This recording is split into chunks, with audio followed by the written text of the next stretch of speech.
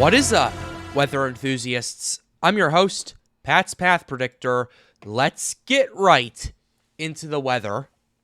Alright, so this is the situation we have right here, ladies and gentlemen. It is May, it is peak severe weather season, and we are looking at a potential tornado outbreak that is going to be going on in parts of the Midwest. That's right, ladies and gentlemen. We've been looking at multiple readings from the North American model, as well as other models, and we're looking at Cape in the 5,000 joule per kilogram range, according to some models, as well as the supercell composite at the latest run that I've looked at. It is over 17, 3.5 days out.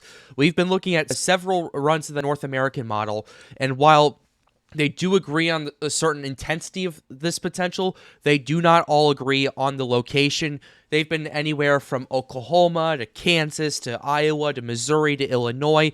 So if you take a look at the SPC for Sunday, the predictability is too low. It's not because the potential for severe weather is too low. It's because just the area is just kind of a little wishy-washy right now. In fact, if we go ahead and read this discussion real quickly, on day 4, Sunday, some severe threat is likely to materialize across parts of the Midwest and mid-Mississippi Valley, as increasing low-level moisture will support moderately to locally strong buoyancy near and south of an increasingly diffuse warm front.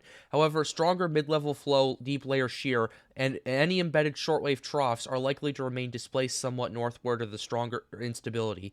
As a result, the greatest relative severe threat may be tied to storms developing near the warm frontal zone and remnant outflow boundaries from the overnight/morning convection, and predictability regarding the placement of these features is low at this forecast range. If you're watching from Oklahoma, Kansas, Missouri, Iowa, Illinois, anywhere in the Midwest, just keep an eye out for your local forecasts, and we'll update you here on the Pat's Path Predictor channel as time continues to go on. We do know there's some severe weather going on in parts of Oklahoma today, so if I were you guys, I would prepare for that, and then after that's done, just tune in and see what kind of business we have going on here. Now, we have a few soundings for you. The first sounding we took was part in northern Illinois over here. As you can see, the Cape's over 4,500 joules per kilogram right now. The lapse rate's at 8.7 degrees Celsius, and the SRH at 3 kilometers is 490 meters squared per second squared, and at 1 kilometer is at 155, which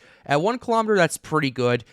At 491 at 3 kilometers, that's also extremely good for potential tornado development, and the potential hazard type is tornado, and the odds of this are absolutely off the charts. They're over 11, primarily because we have veering with height, and we have strong directional shear, potentially over 100 degrees, which that is definitely going to enhance some potential tornado development. And it's 20 knots shear at 1 kilometer, which that's not the best, but it's definitely doable for tornadoes. And 45 kilometers at 45 knots at 6 kilometers, excuse me.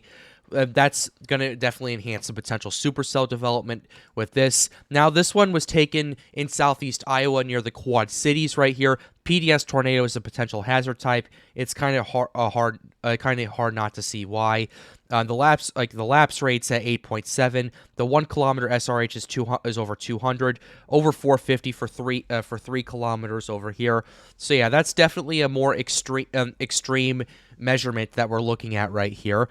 Basically, the potential right here is up to 11, and we have about 90-degree directional shear going on, and and it's definitely going to enhance some supercell development as the 6-kilometer shear is at 51 knots. Now, the last sounding we're going to take a look at, this was taken a little bit further to the west in east central Iowa right here, where the shear is actually stronger aloft and at 1 kilometer. Right here, although the Cape is down to 2,500, which is more probable for tornado development right here. Look at this SRH, ladies and gentlemen. The SRH 3.5 days out is already really extreme. We're looking at 436, 666, and 648 at 1 and 3 in the inflow layer respectively, which that is, for those of you who've been watching my channel and have been looking at these values, that is a very extreme amount of SRH. Basically, if a tornado drops there, it's going to be very intense. and it's get backed up with this wind shear as well. 32 knots at 1 kilometer. That's definitely going to enhance a strong tornado. 3 kilometers, 50 knots. That's going to also help.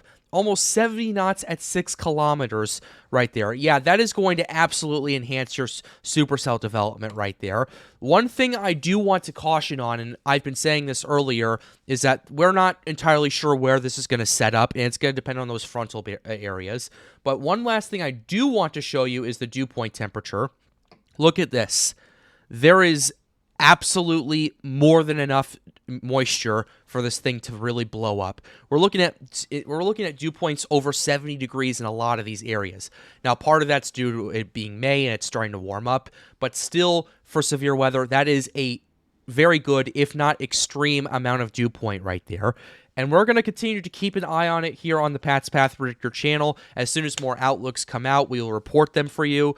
But with that being said, we're going to go ahead and wrap up this video. I hope you enjoyed it. Be sure to leave a like and subscribe to the channel if you are new. Helps us out, helps us make more videos like these. The goal of this channel is to get more people engaged with weather. If you want to help us with data collection and help us get more information as it comes out, feel free to join my Discord server. Link is in the description down below. It would be much appreciated. But with that being said, have a wonderful day, guys.